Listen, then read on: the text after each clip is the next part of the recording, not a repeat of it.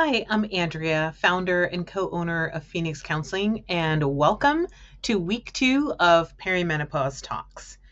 If you missed week 1, I've put the link in the description box for that video. Also, if you'd like a worksheet for taking notes and making an actual plan, there's a link for that as well. This week's focus is on physical health and the control we think we have over it. Generally speaking, Western culture has a rather arrogant attitude towards physical health. We are fully convinced that with the right behaviors and disciplines, we can control our health. If someone gets sick, whether with an acute or chronic condition, there's an immediate assessment of what you did or failed to do to bring it on, and God forbid you are considered overweight. Well, that explains every bad thing that happens. I could make an entire video on the dangers of diet culture, the racism roots of the medical establishment's obsession with weight, the ridiculous origins of BMI, et cetera, et cetera, et cetera. But that's not today's topic. Suffice it to say that as we enter perimenopause, we've already been swimming in a toxic sea of messages about health, physical health, which place the majority of the responsibility on us to stay healthy, including being the right weight. A very convenient stance for our insurance-driven system, which profits from blaming the patient. So, it is what it is.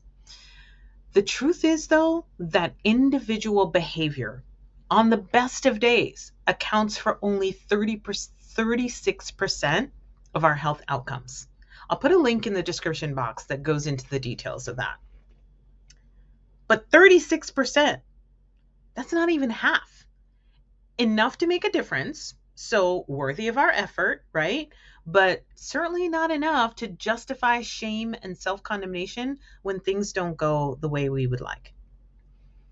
I'm preaching to myself here because, as I mentioned in the original reel that inspired this series, I have been struggling with the fact that the behaviors and disciplines that I've used for years no longer generate the same results. To be honest, I have had feelings of defeated, discouraged, feeling like a failure. It has been a process to challenge all of that and balance good stewardship of my body with acceptance of human development. I am in the thick of it right now, and it's why I wanted to do this series, because I know I'm not alone. So let's talk about the physical changes that can happen in this phase. Buckle up, because it's quite a long list. All right, ready? Muscle tension, headaches, electric shock sensations, thinning hair, weight gain, joint pain, brittle nails, sleep disturbance, vaginal dryness, changes in taste, dizzy spells, hot flashes, bloating, night sweats, burning mouth, allergies, irregular periods, breast soreness, irregular heartbeat, fatigue, body odor, stress incontinence, tingling extremities, osteoporosis, itchiness, and digestive changes. Again, thank God, not everyone gets all these symptoms, but we each usually are experiencing at least a few. And let me just say, please, please, please, please, please stay up to date with your primary care physician and your gynecology checkups, because some symptoms do need to be explored further to rule out other conditions. But it can be relieving in a way to hear that a symptom that you are experiencing is commonly associated with perimenopause, because I think our first knee-jerk reaction is to think of all of the serious, life or death conditions that we could potentially have. So breathe, nice exhale. So I've really been reflecting on what these kinds of changes mean to us mentally and emotionally. In my work with clients, I address the concept of embodiment, which is the way in which we inhabit our bodies, the relationship we have with our bodies.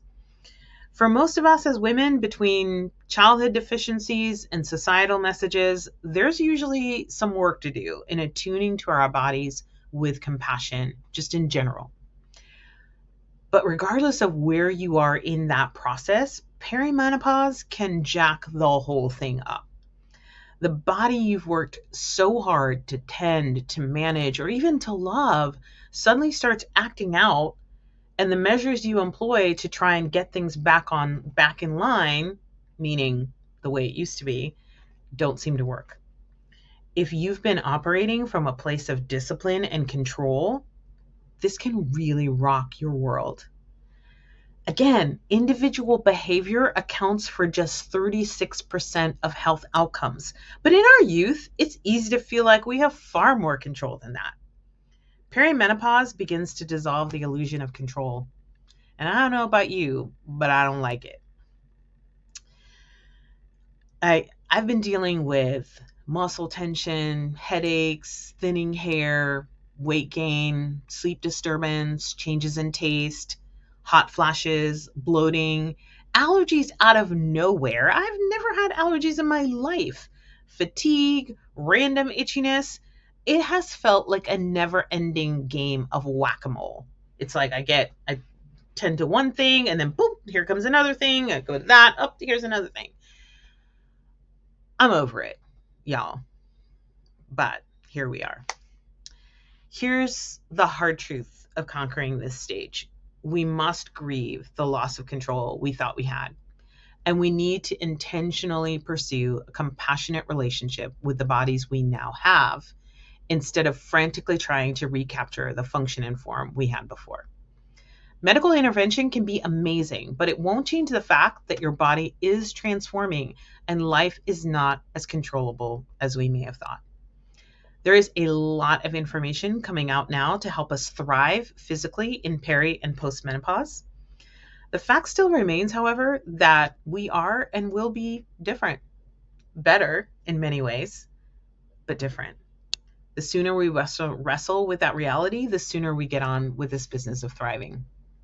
So let me know your thoughts in the comments below. How are you dealing with this issue of control? Next week, I'm going to talk more specifically about harnessing this season for growth. Check out the description box below, and you'll find a link to score my outline of this series, which will allow you to take notes as you follow along each week and create an action plan at the end. I want you to be able to run with this conversation and make an actual difference in your perimenopause journey. Also, I'll be hosting a live conversation in June. I want us to chat about what is happening, how it's affecting your emotional and relational health, what you want to learn, and what you need to make this season of leveling up. So stay tuned for more information about daytime platform. I'm still kind of working that out. If you have any suggestions for any of that, of what would work better for you, please let me know in the comments. All right, see you guys next Monday.